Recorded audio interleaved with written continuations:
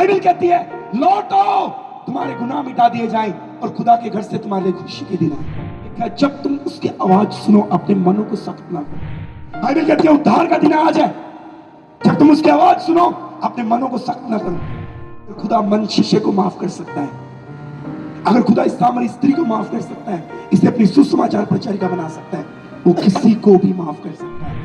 बोलिए हालेलुया। वो मूसा को 80 साल की उम्र में बुलाता है, उसके लिए कोई काम कठिन नहीं है, उसके लिए कोई काम कठिन नहीं है, उसके लिए कोई काम असंभव नहीं। उठा और जाकर अपने बाप को अपने सीने से लगा लिया। अगर एक दुनियावी बाप अपने लौट आए बेटे का ऐसा वेलकम करता है, वो आपका कैसा वेलकम करेगा? ताली बजा के धन्यवाद देते हैं। वो आपका कैसा वेलकम करेगा? उसका हृदय तो कहीं अच्छा है। हाथ लगाकर बोलिए हालेलुया। परमेश्वर की सबसे कीमती दौलत, सबसे बड़ी संपत्ति, सबसे बड़ा धन इस धरती के ऊपर परमेश्वर का क्या है? परमेश्वर का सबसे मूल्यवान खजाना इस धरती के ऊपर मालूम है क्या है? परमेश्वर की सबसे बड़ी दौलत, परमेश्वर का सबसे बड़ा धन, परमेश्वर का सबसे बड़ा मूल्यवान खजाना, परमेश्वर की सबसे बेशकीमती संपत्ति इस धरती के ऊपर मालूम है क्या है?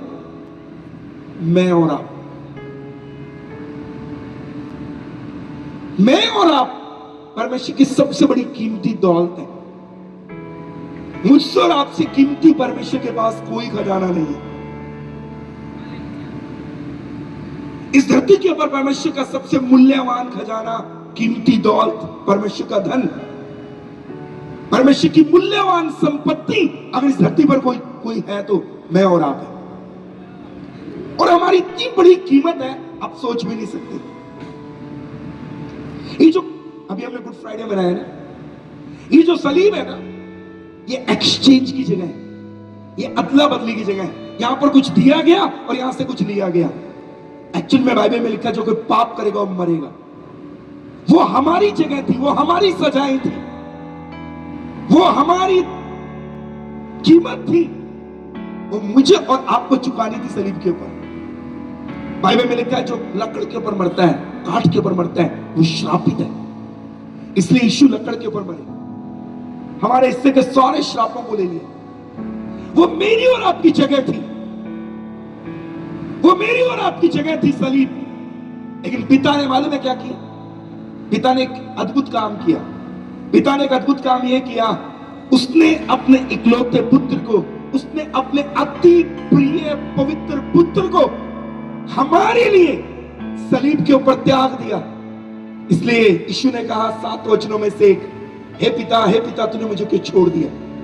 उसने अपने इकलौते पुत्र को, अपने पवित्र पुत्र को, अपने अति पवित्र पुत्र को सलीब पर त्याग दिया। मालूम है क्यों? क्योंकि वहां एक्सचेंज किया गया। उसने अपने पुत्र को त्यागा और मुझे और आपको वहां अपना लिया। बोलिए हालेलुया। मैं और आप वहां ग्रहण किए, उसका पुत्र वहां त्यागा गया। क्यों त्यागा गया? क्योंकि मैं और आप वहां पिता की ओर से एक्सेप्ट किए गए, ग्रहण किए गए, अपनाए गए। अब याद रखना, इतने कीमती हैं आप। उसने आपको पाने के लिए अपने बेटे को छोड़ दिया था। उसने आपको अपना बनाने के लिए अपने पुत्र को त्याग दिया था। यह कीमत है आपकी, यह दौलत है आप, यह उसकी दौलत, यह उसका प्रेम आपके लिए, यह है आपका मूल्य। मैं आपको कहना चाहता हूं, आप परमेश्वर की सबसे मूल्यवान संपत्ति हैं, बेशकीमती दौलत है। आपसे बेशकीमती परमेश्वर के लिए कुछ भी नहीं है। आप उसका अनमोल खजाना है, उसका धन है। बड़ी विनम्रता से मैं आपको कहना चाहूंगा मेरे प्रियो, आपको पाने के लिए उसने पहले अपने नबियों को भेजा, फिर जानवरों का लहू दिया, फिर उसने आपको पाने के लिए अपनी बेशकीमती दौलत को बचाने के लिए न्यायियों को खड़ा कर दिया। उससे पहले मूसा को भेजा, जाओ मेरी बेशकीमती संपत्ति को गुलामी से छुड़ा के ला। फिर नबियों को खड़ा, न्यायियों को खड़ा किया। फिर उसने अपनी बेशकीमती दौलत को संभालने के लिए राजाओं को खड़ा किया। जब उसने देखा मेरी बेशकीमती दौलत अभी भी लूटे जाती है, तब उसने स्वयं अपने पुत्र को अपनी दौलत को बचाने के लिए भेज दिया। मैं आपको कुछ कहना चाहता हूं, आप और मैं परमेश्वर का सबसे मूल्यवान कीमती खजाना है। इसको समझने के लिए मुझे बाइबल में से एक जगह से घूम के आना पड़ेगा। जब मैं बाइबल पढ़ रहा था, मैंने यूहन्ना रचित सुसमाचार 3 अध्याय पढ़ा। आप कितने कीमती हैं, ये जानने के लिए हमें बाइबल में से घूम के आना पड़ेगा। जब मैं बाइबल पढ़ रहा था तो मैंने यूहन्ना 3 पढ़ा, पवित्र आत्मा के द्वारा, प्रभु के संतों के द्वारा जो मुझे रेवलेशन मिला वो ये था। यूहन्ना 3 जब मैंने पढ़ा तो यूहन्ना 3 के अंदर एक व्यक्ति है, यहां एक व्यक्ति है, उसका नाम है निकोदेमुस।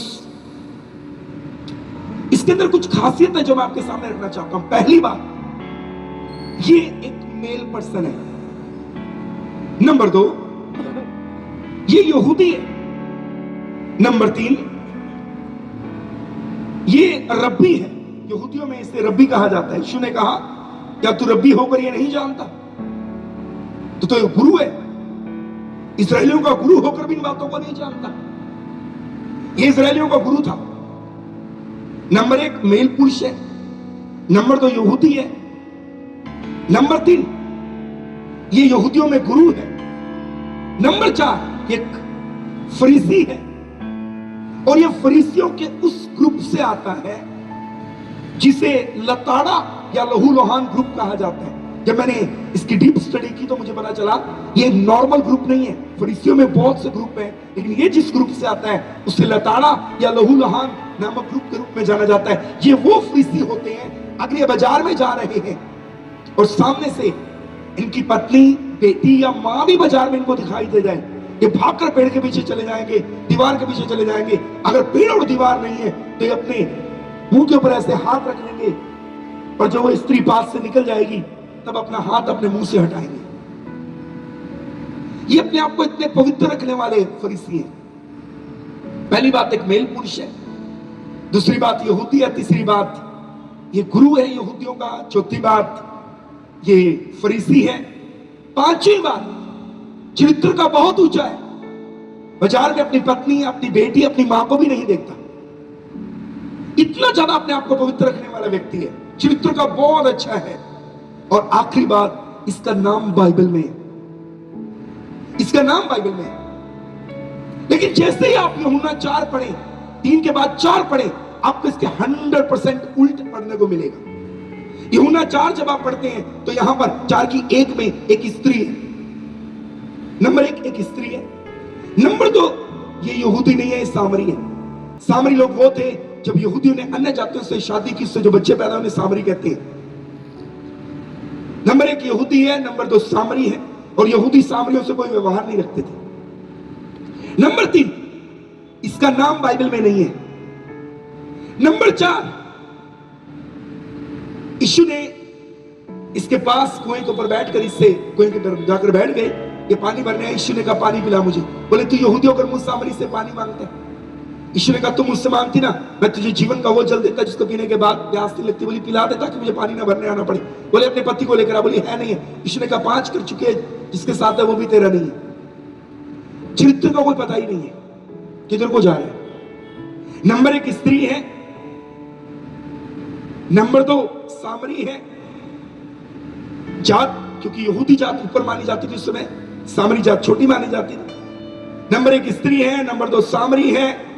नंबर 3, इसका नाम बाइबल में नहीं है। नंबर 4, चरित्र का कोई पता ही नहीं है किधर को जा रहा है। जब मैंने ये पढ़ा मैं थोड़ा परेशान हो गया। मैंने प्रभु से कहा, प्रभु यूहन्ना 3 पढ़े, कितना अच्छा लगता है। एक यहूदी है, फरीसी है, चरित्र में बहुत अच्छा है, नाम बाइबल में है, मेल पर्सन, कितना अच्छा लगता है उसके बारे में पढ़ के। अपनी स्त्री, अपनी बेटी, अपनी मां को भी बाजार में नहीं देखता, कितना अच्छा लगता है। ये सब देखने के बाद कितना बढ़िया है निकोदेमुस। लेकिन जैसे प्रभु यूहन्ना 4 पढ़ते हैं, एक स्त्री है, जाति भी सम्मिश्रित जाति है, नाम बाइबल में नहीं है, चरित्र का कोई पता नहीं, और बिल्कुल उसका उल्ट। मैंने प्रभु से कहा, प्रभु यूहन्ना 3 पढ़ के कितना अच्छा लगा, और यूहन्ना 4 पढ़ के कितना विचलित हो जाता है इंसान। ये पास पास क्यों रखा आपने? प्रभु ने मुझे बताया, पवित्र आत्मा ने मुझे बताया, अपने सेवक के द्वारा प्रभु ने गाइड किया, संतों के द्वारा गाइड किया, पवित्र आत्मा के द्वारा गाइड किया। बेटा, जब तू यूहन्ना 3 पढ़े तब तू ये जान पाए कि एक ऊंचे चरित्र का व्यक्ति, एक ऊंची जात का व्यक्ति, एक पढ़ा लिखा व्यक्ति, एक समाज में इज्जत पाया व्यक्ति, एक अच्छे खानदान का व्यक्ति, एक धर्मी व्यक्ति अगर मुझे मिलने के लिए आ सकता है, जब तू बाइबल पढ़े, जब 3 पढ़े, यूहन्ना 3, एक ऊंची जात का, एक धर्मी, एक पढ़ा लिखा व्यक्ति, एक समाज में रुतबा पाया व्यक्ति, एक प्रतिष्ठा पाया व्यक्ति, एक रब्बी मुझे आके मिल सकता है। लेकिन जब तू यूहन्ना 4 पढ़े तब तू ये जान पाए, एक पापी, एक त्यागा हुआ, एक उलझनों में पड़ा हुआ, एक गिरा हुआ, एक गुनाह में डूबा हुआ व्यक्ति, उसको मिलने के लिए एक धर्मी मुझे कभी भी मिलने आ सकता है। यूहन्ना 3 पढ़ने के बाद तुझे मालूम पड़े, पर जब तू यूहन्ना 4 पढ़े तब तू ये जान पाए, एक पापी से, एक त्यागे हुए से, एक खोए से मिलने के लिए मैं खुद उसके पास जा सकता हूं। बोलिए हालेलुया, कुछ और से बोले हालेलुया, कुछ और से बोले हालेलुया। पवित्र शास्त्र बाइबल में लिखा है, उससे सामरिया से होकर जाना आवश्यक था। ये प्री प्लान था, प्रभु ने योजना बनाई थी, मैं सामरिया में जाऊंगा और उस स्त्री से मिलूंगा। और बाइबल कहती है उससे मिलने के बाद जैसे उसका यीशु से एनकाउंटर, उसकी जिंदगी बदल गई। मैं आपको कुछ कहना चाहता हूं बड़ी विनम्रता के साथ, यीशु प्लान करके, योजना बनाकर उस समय अपनी उस खोई संपत्ति को पाने के लिए उस कुएं के पास गए थे। वो यीशु योजना बनाकर आज इस पंडाल में भी आए हैं। कुछ और से हालेलुया बोले। आप यहां पर बाई चांस नहीं है, आप यहां बाई प्लान है, आप यहां आए नहीं है, आप यहां लाए गए हैं। बोलिए हालेलुया। वो यीशु उस दिन योजना बनाकर, जो उस स्त्री को मिलने के लिए उस कुएं पे गए, वो यीशु योजना बनाकर आज इस पंडाल में भी आए हुए, इस ग्राउंड में भी आए हुए। मालूम है, वो यीशु योजना बनाकर उस दिन उस कुएं के पास अपनी बेशकीमती दौलत को प्राप्त करने के लिए गए थे जो खो गई थी। आज यीशु यहां भी अपनी बेशकीमती दौलत को पाने के लिए आए हैं। और आप में से कई हैं जिनके कारण यीशु यहां है। बोलिए हालेलुया। आप यहां बाय चांस नहीं, आप यहां बाय प्लान है। आप यहां आए नहीं, आप यहां लाए गए। मैं बड़ी विनम्रता से कहना चाहता हूं, परमेश्वर की सबसे कीमती दौलत आप है। वो आपको ढूंढता हुआ यहां आया आज। 2 या 2 से भी मेरे नाम से इकट्ठे मैं उनके बीच में हूं। वो आपको खोजता हुआ आज यहां आया है। मैं बड़ी विनम्रता से आपको कहना चाहता हूं, यीशु ने उस स्त्री से बातें की। बाइबल में लिखा है, जब यीशु ने उससे बातें की, यीशु ने उस स्त्री से बातें की, उसने अपना घड़ा वहीं छोड़ा और नगर में जाकर उसने बताया, वो मसीहा जिसके हम इंतजार कर रहे हैं वो आ गए। मैं आपको बताना चाहता हूं, उस स्त्री ने यीशु से बातें करके कहा, हमारे बाप दादों ने इस पहाड़ पे आराधना की, हमारे बाप दादों ने इस पहाड़ के ऊपर आराधना की। वो यरूशलेम के पहाड़ की बात नहीं कर रही थी। सामरी लोगों को यहूदी लोग अपने मंदिर में नहीं आने देते थे, इसलिए सामरियों ने अपना अलग यहोवा के नाम का मंदिर बनाया जो गिरजीम पहाड़ के ऊपर था। जब आप अध्ययन करेंगे आपको पता चलेगा। उसने गिरजीम पहाड़ की उंगली उठाकर कहा, हमारे बाप दादों ने इस पहाड़ पे आराधना की। यरूशलेम के मंदिर की तरफ देख के नहीं कहा। यीशु ने कहा, अब उस समय आता है जब पिता के आराधक आत्मा और सच्चाई से उसकी आराधना करेंगे, क्योंकि वो ऐसे ही आराधक अपने लिए ढूंढता है। स्त्री से यीशु ने बातें की, वो गई अपने नगर में जाकर बता रही है, जो कुछ मैंने किया उसने सब कुछ मेरे बारे में बता दिया। और देखो, आने वाला जगत का मसीहा यही है। लोग आए, उन्होंने यीशु को देखा। अब मालूम है क्या कहते लोग, नगर के लोग, अब हम तेरे कहने से विश्वास नहीं करते, हमने आप देख लिया, यही आने वाला मसीहा, जगत का मसीहा, यही है उद्धार करता, हमने अब खुद जान लिया। मैं आपको कुछ कहना चाहता हूं। डेरिक प्रिंस एक महान बाइबल टीचर हुए, उन्होंने बहुत सी शिक्षाएं दी। एक प्रभु के महान सेवक ने कहा, यह स्त्री यीशु से मुलाकात होने के बाद अपना घड़ा वहीं छोड़कर नगर में चली गई। इसका घड़ा वहां छोड़ना पुराने जीवन को यीशु के चरणों में दफन करना है। मैं आपको कहना चाहता हूं, यीशु से मुलाकात होने के बाद, यीशु से एनकाउंटर होने के बाद इस स्त्री ने अपना पुराना जीवन वहीं दफन कर दिया। ये जानने के बाद कि मेरे जीवन में पाप है, उसने पाप की जिंदगी को वहीं छोड़ दिया और अपने नगर में जाके बता रही है, वो मसीहा जो आने वाला था आ गया। यीशु से मुलाकात होने के बाद, अपने पापों का एहसास होने के बाद, वो घड़ा वहां छोड़ना, उसके पुराने जीवन को खत्म करना बताता है। उसने अपना पुराना जीवन यीशु के चरणों में दफन किया। मैं आपको कहना चाहता हूं, ये स्त्री कल तक अपने माँ बाप के लिए, अपने भाई बहनों के लिए, अपने मोहल्ले के लिए, अपने समाज के लिए, अपनी जाति के लिए, अपने शहर के लिए, अपने कुटुंबियों के लिए, अपने नगर के लिए अपमान का कारण थी। क्या कहते होंगे लोग जब ये जिस मोहल्ले में रहती होगी, इसके माँ बाप भाई बहन को ना जाने लोग क्या क्या ताने लगाते होंगे, कैसी बेटी चली है, 5 तो कर चुकी है, 6 भी इसका नहीं है, ना जाने कौन आ जाता है इसके घर।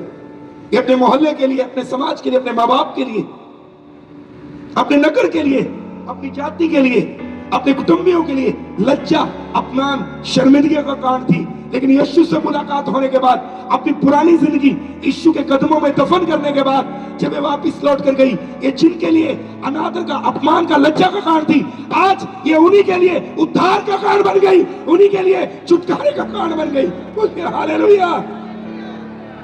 ये आज उन्हीं के लिए उद्धार का, छुटकारे का, निजात का कारण बन गई, चंगाई, साल्वेशन का कारण बन गई। मैं आपको कुछ कहना चाहता हूं आज की रात, मैं आपको बड़ी विनम्रता से कुछ कहना चाहता हूं। मेरी दुआ है स्वर्ग की ओर परमेश्वर को हाथ उठाकर, आज की रात मेरी दुआ है पिता परमेश्वर से कि पवित्र आत्मा के द्वारा वो आपसे बातें करे, वो आपसे एनकाउंटर करे, वो आपसे मुलाकात करे। आज की रात आप जैसे आए हैं आज रात वैसे ना लौटे। मैं एक बात इससे पहले आगे बढ़ूंगा, चलिए आपको एक बात कहना चाहता हूं। ये दुनिया भी लोगों का कहना है इज्जत गई वापस नहीं आती, लेकिन मैं आपको कहना चाहता हूं यीशु ने इस स्त्री की इज्जत को बहाल किया। मैं आपको कहना चाहता हूं प्रभु किसी को भी अपने लिए इस्तेमाल कर सकता है। ये सामरी स्त्री इस धरती पर सुसमाचार के लिए, यीशु के लिए पहली सुसमाचार प्रचारिका बनी। मैं आपको कहना चाहता हूं प्रभु किसी को भी अपने लिए इस्तेमाल कर सकता है। कोई नहीं है इस दुनिया में जो आपके लॉस की भरपाई कर दे, कोई नहीं है इस दुनिया में जो आपके घाटों को पूरा कर सके, कोई नहीं है इस दुनिया में जो आपने लॉस उठाए हैं उनकी भरपाई कर दे। लेकिन एक है, हमारी बाइबल में 10 कोढ़ी यीशु के पास आए। बाइबल कहती है 10 कोढ़ी यीशु के पास आए, हमें शुद्ध कर दे, हम पे दया कर दे। यीशु ने कहा जाओ अपने आप को याजकों को चेक कराओ। हिंदी की बाइबल में लिखा है जब वो जा रहे थे, याजक को चेक कराने का प्रोसीजर 1 मिनट का नहीं है, ये 7 डेज से ज्यादा का समय है। याजक चेक करेगा स्किन को, 7 दिन के लिए कमरे में बंद करेगा, 7 दिन बाद दोबारा बुलाएगा, स्किन चेक करेगा, अगर ठीक हो गई फिर उससे बलिदान चढ़ाने के लिए बोलेगा। ओल्ड टेस्टमेंट में, पुराने नियम में, ओल्ड टेस्टमेंट में ऐसा ही नियम था। फिर वो कहेगा बलिदान चढ़ाओ, धन्यवाद, पाप बलि, दोष बलि, और फिर वो जल छिड़केगा, लहू छिड़केगा, शुद्ध ठहराएगा। एक लंबा प्रोसेसर है। यीशु ने 10 कोढ़ियों को कहा जाओ अपने आप को याजक को चेक कराओ। ये जा रहे हैं, एक लौट कर वापिस आया, जोर से परमेश्वर की स्तुति करता हुआ लौट कर आया, मैं चंगा हो गया, मैं चंगा हो गया, मैं चंगा हो गया, मैं चंगा हो गया, मैं चंगा हो गया। वापिस लौट कर आया। भैया इससे कैसे मालूम पड़ा? ये तो याजक को मिलके नहीं आया, बिना याजक को मिले आया, इसे कैसे मालूम पड़ा ये चंगा हो गया? हमारी बाइबल में पाप की तुलना कोढ़ से भी की गई। हमारी बाइबल में पाप की तुलना कोढ़ से भी की गई, कोढ़ से। ये पाप की तुलना कोढ़ से भी की गई।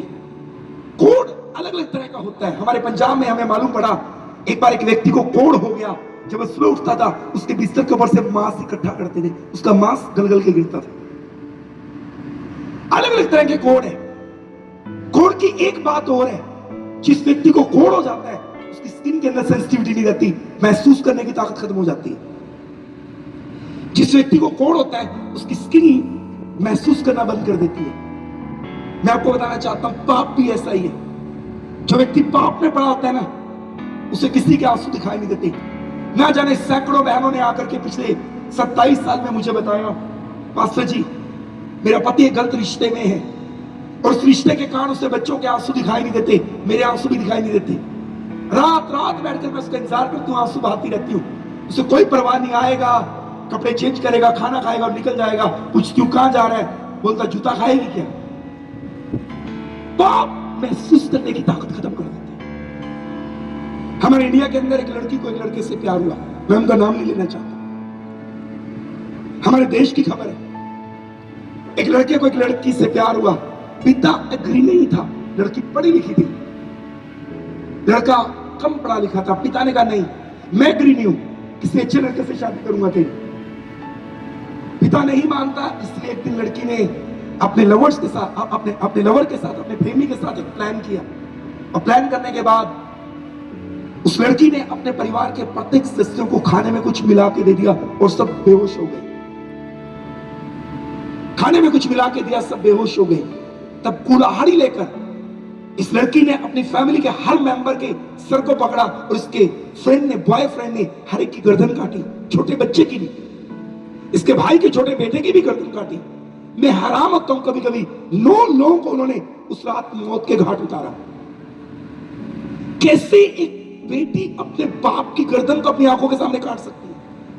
बाप गुनाह इंसान के अंदर से महसूस करने की ताकत खत्म कर देता है। बाप इंसान के अंदर से प्रेम, दया, दर्द, दूसरों के प्रति सहानुभूति सब खत्म कर देता है। जो लोग नशा करते हैं ना, ड्रग एडिक्शन में रहते हैं, उन्हें कोई चिंता नहीं अपने मां के आंसुओं की, उन्हें कोई फिक्र नहीं अपने वृद्ध बाप की, उन्हें कोई इज्जत नहीं अपने मां बाप की, अपनी भाई बहनों की। उन्हें बस ये होता है मुझे नशा मिल जाए। बाप महसूस करने की ताकत खत्म कर देते हैं। मैं कुछ कहना चाहता हूं, जैसे कोढ़ महसूस करने की ताकत खत्म कर देता है, बाप भी महसूस करने की ताकत खत्म कर देता है। अब ये कोढ़ी गए, याजक को तो मिलके नहीं आए, रास्ते से एक वापिस आया, मैं चंगा हो गया, मैं चंगा हो गया, मैं चंगा हो गया।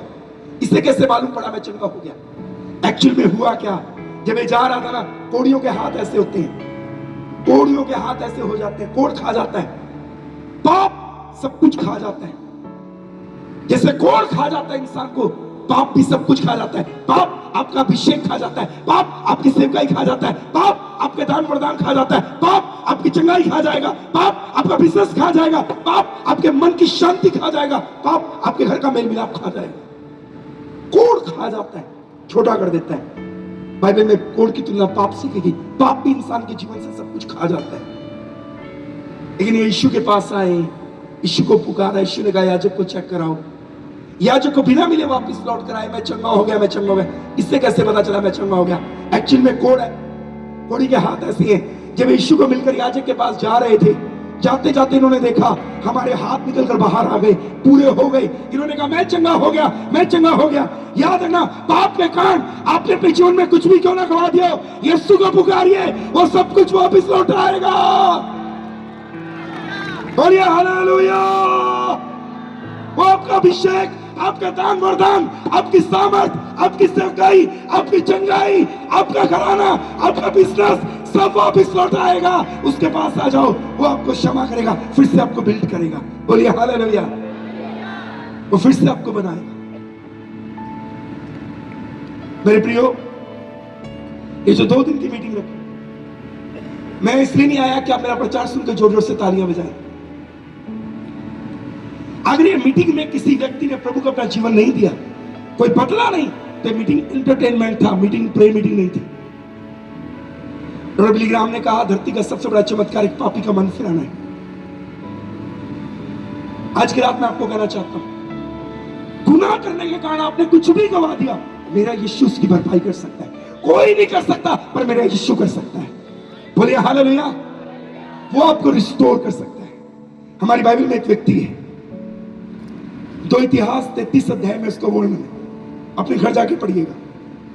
2 इतिहास 33 अध्याय में उसका वर्णन है। इस व्यक्ति का नाम है मनश्शे।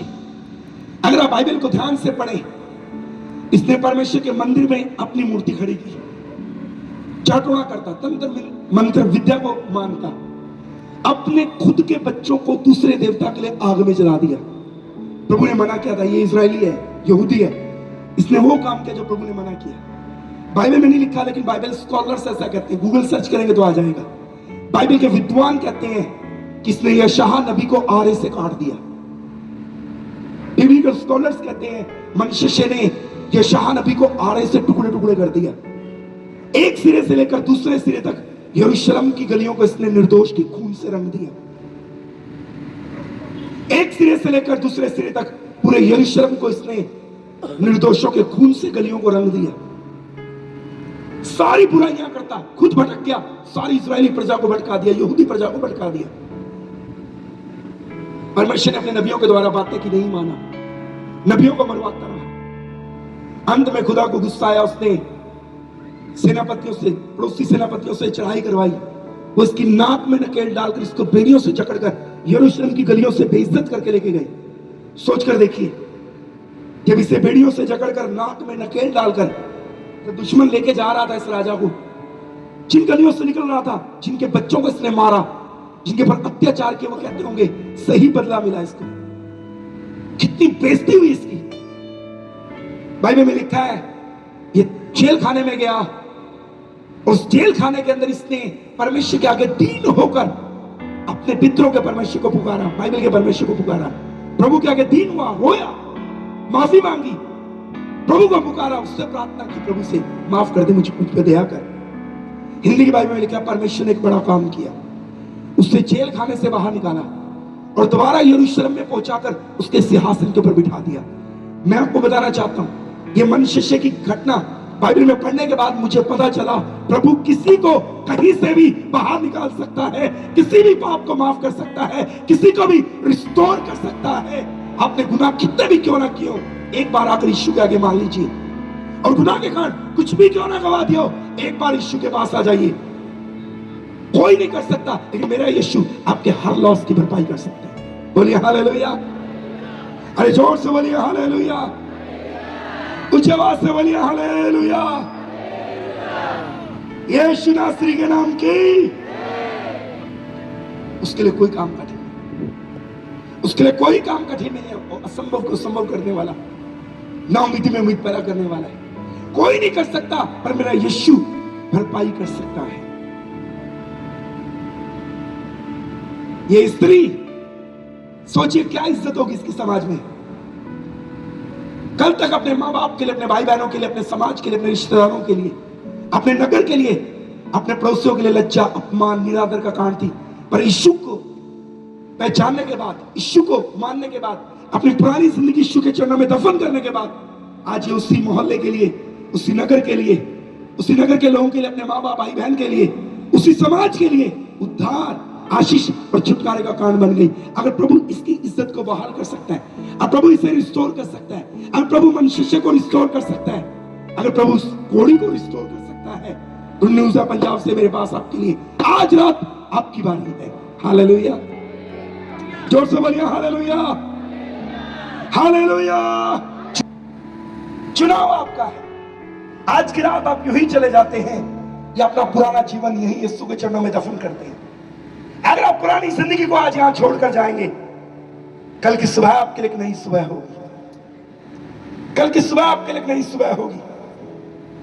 परमेश्वर को मेरे और आपके हालातों को बदलने के लिए सालों की, महीनों की, दिनों की, सप्ताहों की जरूरत नहीं है। आज को सुनो, अपने हृदयों को कठोर ना करो। बाइबल कहती है लौट आओ, तुम्हारे गुनाह मिटा दिए जाएं और खुदा के घर से तुम्हारे लिए खुशी के दिन आए।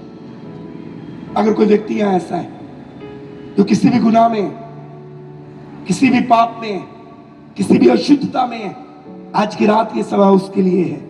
आप यहां आए नहीं है, प्रभु आपको लेकर आए ताकि प्रभु आपको ये बता सके मेरी बेशकीमती दौलत तुम हो और मैं तुम्हें पाने के लिए आज भी आता हूं। बोलिए हालेलुया, कुछ जोर से बोले हालेलुया, हालेलुया। शैतान के दो झूठ हैं जो मुझे अच्छे से पता चल गए। पहला झूठ, कुछ लोगों को ये कहता है बहुत देरी कर दी तुमने, अब प्रभु तुम्हें माफ नहीं करेगा। और दूसरा झूठ, वो कहते इतनी जल्दी क्या है, आ जाना प्रभु के पास, आराम से पाप की जिंदगी जियो, कर लेना पापों से पश्चाताप बुढ़ापे में, काहे को इतनी जल्दी प्रभु के पास आने, अभी तो तुम दुनिया देखो, दुनिया के रंग देखो। कुछ लोगों को ये कहता है तुमने देरी कर दी, और कुछ लोगों को कहता है इतनी जल्दी क्या है। मैं आपसे एक सवाल पूछता हूं, ईमानदारी से बताओ, आप में से किसी व्यक्ति ने अपने कपड़े आयरन किए, तो प्रेस किया कपड़े, आपका हाथ प्रेस के ऊपर लग जाए, कभी कोई कहता सुना मैं धीरे धीरे हटाऊंगा? किसी के घर में आग लग जाए, कभी किसी को कहते सुना मैं तो आराम से आग बुझाऊंगा, धीरे धीरे, धीरे धीरे बुझाऊंगा? सुना आपने कभी? ओके, तो मैं बताता हूं, बहुत से लोग ऐसे हैं, शैतान ने उनको एक्सक्यूज दे रखा है, चिंता ना कर, तुमने बासा सलीमा इतना मीटिंग सुन ली है ना, फेसबुक छोड़ देना धीरे धीरे, यूट्यूब छोड़ देना। फेसबुक यूट्यूब बुरा नहीं था, उसकी गंदगी बुरी है, गंदी चीजें देखना वहां बुरा है। कईयों को शैतान कहता धीरे धीरे अडल्ट्री से बाहर आना, एक बहन मुझे आके कहती, मैं एक लड़के से प्यार करती हूँ, अब धीरे धीरे बात करना बंद करूंगी। मैं कहा बहन जी 100 साल लगे रहो, छोड़ नहीं पाओगे। ये धीरे धीरे शैतान का प्लान है। बहुत से लोग कहते हैं मैं धीरे धीरे शराब बंद कर दूंगा, कभी नहीं छोड़ पाए आज तक। मैं धीरे धीरे सिगरेट छोड़ूंगा, कभी नहीं छोड़ पाए। मैं धीरे धीरे रॉन्ग रिलेशनशिप से बाहर आकर अपनी पत्नी के साथ ईमानदार रहूंगा, कभी नहीं आ पाए। जिससे ज्यादा गलत रिश्ते में ना शादी नहीं करनी, सारी जिंदगी तुम्हारी लाइफ को बर्बाद करके रखी। ये धीरे धीरे ये शैतान का प्लान है। मैं आपको कहना चाहता हूं, हिंदी की बाइबल में लिखा है, जब तुम उसकी आवाज सुनो अपने मनों को सख्त ना करो। डॉक्टर बिली ग्राहम अमेरिका में एक मीटिंग ले रहे थे, कई दिन तक मीटिंग चली। हॉलीवुड की फेमस फिल्म अभिनेत्री उस मीटिंग में आई, नाम था उसका दुनिया में, करोड़ों अरबपति होगी, दुनिया भर में उसके नाम की चर्चाएं, उसकी सारी मूवीज हमेशा हिट होती। हॉलीवुड की हीरोइन थी। बिली ग्राहम का पहले दिन प्रचार सुना, अपने पापों का एहसास हुआ। बिली ग्राहम को मीटिंग के बाद कहती है, सर आपकी मीटिंग कल भी है और परसों भी है, इसलिए आज मैंने सुना मैं पापी हूं, कल मैं नहीं आऊंगी। कल मैं अपने हॉलीवुड के सारे दोस्तों को फाइनल एक आखिरी पार्टी दूंगी, डांस करूंगी, एंजॉय करूंगी, परसों आखिरी दिन की मीटिंग में आकर अपना जीवन प्रभु को दूंगी। डॉक्टर बिली ग्राहम ने कहा, सुन बाइबल में लिखा उद्धार का दिन आज है। नहीं सर, अभी तो मीटिंग चल रही है ना, परसों आ जाऊंगी। अपनी चमचमाती कार से कन्वेंशन ग्राउंड से बाहर निकली, काले रंग की कार, चमचमाती करोड़ों रुपए की कार। जैसी कन्वेंशन ग्राउंड से बाहर निकली, पीछे से एक बड़े वाला ट्रक आया, उसकी कार के ऊपर चढ़ गया। अगला दिन आया ही, नेक्स्ट डे आया ही। बाइबल कहती है उद्धार का दिन आज है, जब तुम उसकी आवाज सुनो अपने मनों को सख्त ना करो। आज यहां बहुत से भाई बहन है जिन्हें पवित्र आत्मा अपने दास के जरिए कह रहे हैं, आज ही लौटो, आज तुम्हारे छुटकारे का दिन है। या कई ऐसे भाई बहन इस मीटिंग में आना नहीं चाहते थे, प्रभु ने लेकर आया ये बताने के लिए, मैं तुमसे प्यार करता हूं, तुम मेरी बेशकीमती दौलत हो, मैं तुम्हें मेरे लिए इस्तेमाल करूंगा। शैतान का पहला झूठ, इतनी जल्दी क्या है। दूसरा झूठ, तुमने देरी कर दी, तुमने सारी जिंदगी पाप में बिताई, खुदा तुम्हें माफ नहीं करेगा। अगर खुदा मन शिष्य को माफ कर सकता है, अगर खुदा इस सामरी स्त्री को माफ कर सकता है, इसे अपनी सुसमाचार प्रचारिका बना सकता है, वो किसी को भी माफ कर सकता है। बोलिए हालेलुया। और मूसा को 80 साल की उम्र में बुलाता है, उसके लिए कोई काम कठिन नहीं है, उसके लिए कोई काम कठिन नहीं है, उसके लिए कोई काम असंभव नहीं है। वो नौमी को बुढ़ापे के अंदर रूत के द्वारा एक बच्चा दे सकता है, उसके लिए कोई काम कठिन नहीं है। वो अलिशबा और जकरिया को उनके बुढ़ापे में रिस्टोर कर सकता है, उनके लिए कोई काम कठिन नहीं है। वो अब्राहम को उसके बुढ़ापे में औलाद दे सकता है, उसके लिए कोई समय सीमा नहीं है। बाइबल में लिखा है, चाहे तुम्हारे पाप लाल रंग के हों, किरमची रंग के हों, मेरे पास आओ, मैं तुम्हें धोकर हिम के नाई श्वेत करूंगा।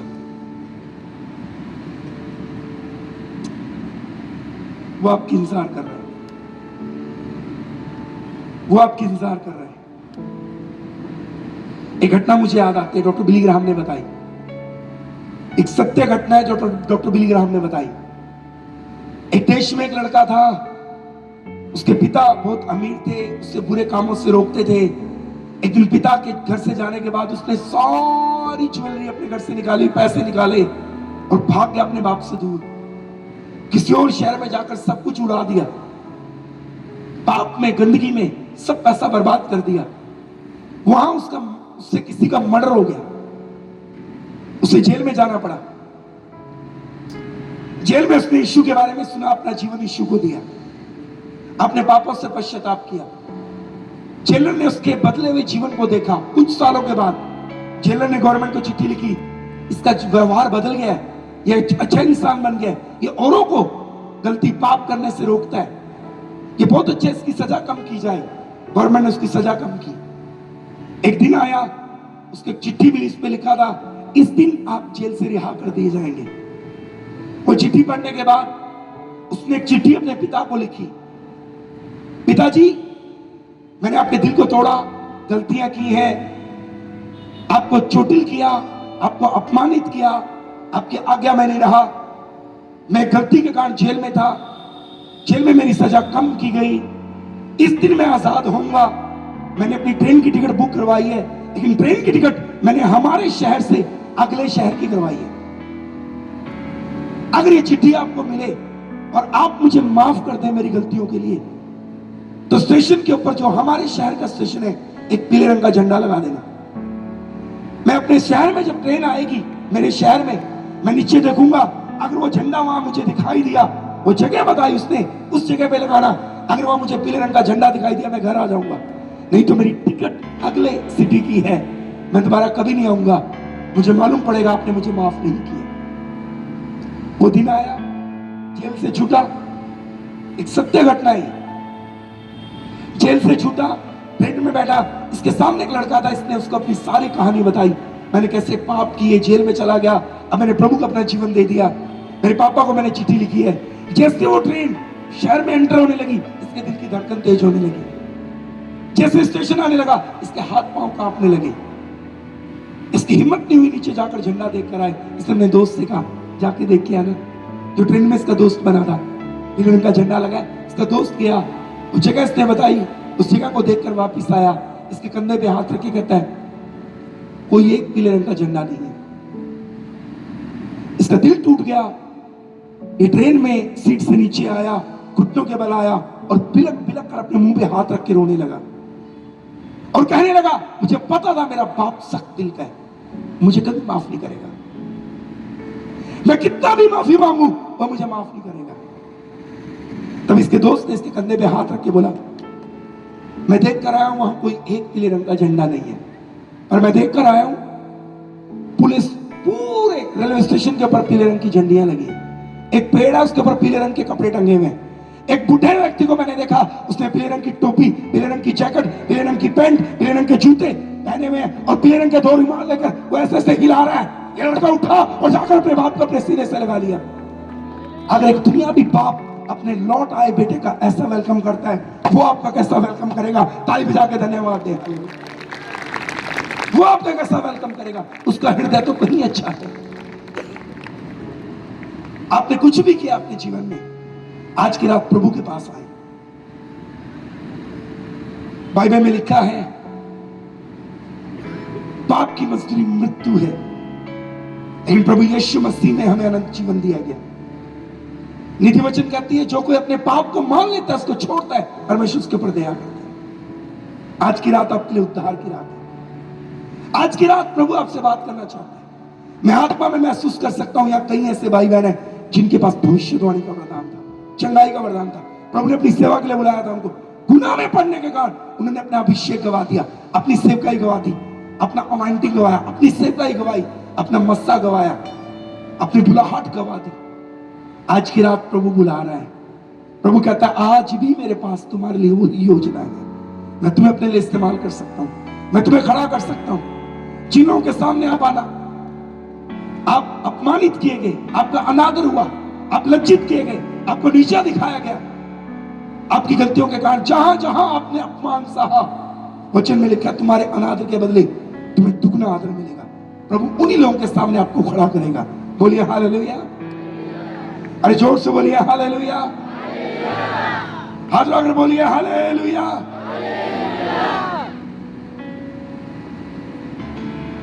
कुछ लोग इस दुनिया में ऐसे हैं जो ये कहते हैं, पास्टर जी आप उपवास रख के दुआ करके बताओ मेरे अंदर गलती क्या है। ये झूठी बात है, मैं इसके साथ एग्री नहीं हूं।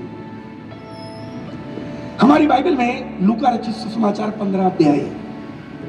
लूका रचित सुसमाचार 15 अध्याय में 3 चीजें गुम हो जाती है। पहले गुम होती है एक भेड़, 100 में से 1 थी गुम हो गई। फिर गुम होता है एक सिक्का, 10 में से 1 गुम हुआ। फिर गुम हुआ 2 बेटों में से 1 बेटा गुम हो गया। अब ध्यान से सुनना, बाइबल कहती है कि स्त्री थी, 10 सिक्के थे उसके पास। बाइबल में स्त्री और जाति शब्द यहूदियों इसराइलियों के लिए या कलीसिया के लिए इस्तेमाल किया गया। इसलिए यहूदियों के बाद 10 हुक्म थे, 10 सिक्के थे एक औरत के पास। ये यहूदियों इसराइलियों की बात की गई। एक स्त्री थी जिसके पास 10 सिक्के थे, 1 गुम हुआ, उसने वापिस पा ली। 3 कारण बाइबल में लिखे हैं, चौथा पवित्र आत्मा ने बताया अपने संतों के द्वारा। पवित्र आत्मा के द्वारा। 4 काम किए इस स्त्री ने, इसका सिक्का वापस मिला। पहला काम बाइबल में लिखा है, उसने अपना घर, सबसे पहला काम लिखा उसने दिया जलाया। दूसरा काम लिखा उसने अपना घर झाड़ा बुहारा। तीसरा काम लिखा उसने जी लगा के खोजा। ये 3 काम उस स्त्री ने किया, बाइबल में लिखे हैं। चौथा काम एक और है। चौथा काम जो पवित्र आत्मा बताता है वो ये है, इस स्त्री ने वहां सिक्का ढूंढा, इसे मालूम था मेरा सिक्का कहां गुम हुआ। आपका सिक्का टाटा नगर के अंदर गुम हो जाए, आप हमारे लुधियाना में आकर ढूंढते रहो, सारी जिंदगी लगे रहो, मिलेगा नहीं। आपके सिक्का रांची में गुम हो जाए एयरपोर्ट के ऊपर, अब मोहाली एयरपोर्ट में आकर ढूंढते रहो, लगे रहो सारी जिंदगी, कभी नहीं मिलने वाला। इस स्त्री को पता था मेरा सिक्का कहां गुम हुआ, इसलिए इसने वहीं खोजा। हर व्यक्ति को पता है धरती के ऊपर मैं किधर गलत हूं, आपको पादरी से पूछने की जरूरत नहीं है। हर व्यक्ति को पता है इस दुनिया में मैं कहां पवित्र आत्मा को शोकित कर रहा हूं, मैंने कहां पाप किया है, मैंने कहां परमेश्वर के वचन को तोड़ा है, मैंने कहां पवित्र आत्मा के हृदय को चोटिल किया है। हर व्यक्ति को पता है, पूछने की जरूरत नहीं है। हर व्यक्ति को पता है। इस स्त्री को पता था मेरा सिक्का कहां गुम हुआ। हर व्यक्ति को पता है मैं कहां गिरा हूं। लौट आओ, लौट आओ। लूका 15 में पहले भेड़ गुम हुई, 100 में से एक सिक्का गुम हुआ 10 में से 1, बेटा गुम हुआ 2 में से 1। ये भेड़ नंबर 1 पे है, सिक्का नंबर 2 पे है, बेटा नंबर 3 पे है। ऐसा क्यों है?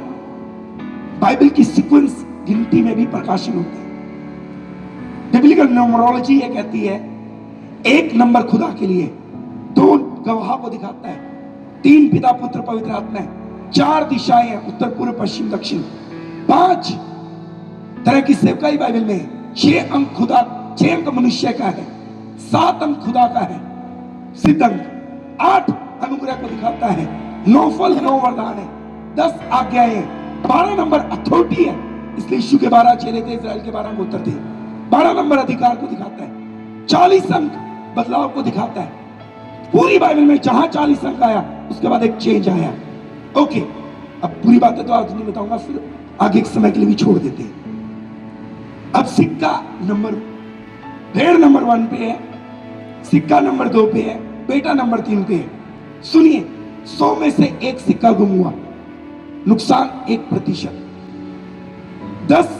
100 में से 1 भेड़ गुम हुई, दोबारा बताऊं, 100 में से 1 भेड़ गुम हुई, नुकसान 1%। 10 सिक्कों में से 1 गुम हुआ, नुकसान 10%। 2 बेटों में से 1 गुम हुआ, नुकसान 50%। बड़ा बेटा भी घर में नहीं है, घर से बाहर भाग गया। इसका अर्थ क्या है? प्रभु के पास आने में थोड़ा टाइम लगाओ, 1% नुकसान। 100 में से 1 बैठ गई, 1% का लॉस है। थोड़ा और टाइम लगा दो, 10 में से 1 सिक्का घुमा, नुकसान 10% हो गया। थोड़ा और टाइम लगाओ, 2 बेटों में से 1 घुमा, नुकसान 50% है। थोड़ा और टाइम लगाओ, बड़े वाला बेटा भी घर से बाहर चला गया, अरे नुकसान 100% ना हो जाए, यीशु ने जल्दी आना है, जल्दी वापिस आ जाओ। कुछ और से बोले हालेलुया, कुछ और से बोले हालेलुया, हालेलुया। बाइबल में लिखा है जब तुम उसका शब्द सुनो अपने मनों को सख्त ना करो। इस धरती पर खुदा की सबसे कीमती दौलत आप और मैं। आखिरी बात बोल के बंद करो, प्रभु आपके लिए कुछ भी कर सकते हैं, कुछ भी कर सकता है, कुछ भी।